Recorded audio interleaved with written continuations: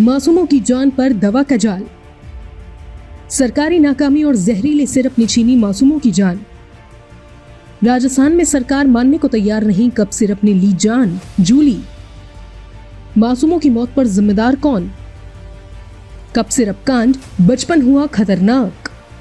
Cup syrup कांड अब supreme court तक पहुंच गया है। बच्चों की मौत का मामला गंभीरता से सामने आया है। याचिकाकर्ता विशाल तिवारी ने मांग की है कि आरोपी कंपनी द्वारा बनाई गई सभी दवाओं की बिक्री और वितरण तुरंत रोक दी जाए। साथ ही केंद्र सरकार और CDSCO को देश भर में सभी सिरप आधारित दवाओं की डाइटेथिलिन ग्लाइकॉल और इथेनॉल ग्लाइकॉल जांच कराने का आदेश दिया जाए। याचिकाकर्ता ने सुप्रीम कोर्ट से राष्ट्रीय न्यायिक आयोग या विशेषज्ञ समिति गठित करने की भी अपील की है।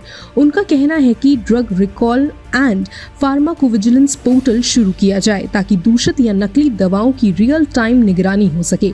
दोषी कंपनियों के लाइसेंस रद्द किए जाएं और आपराधिक कार्रवाई तेजी से शुरू हो।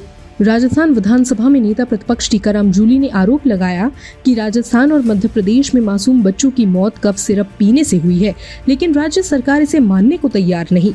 साल 2019 में जम्मू कश्मीर में भी 19 बच्चों की मौत हुई थी और फिर भी केंद्र सरकार ने ठोस कदम नहीं उठाए।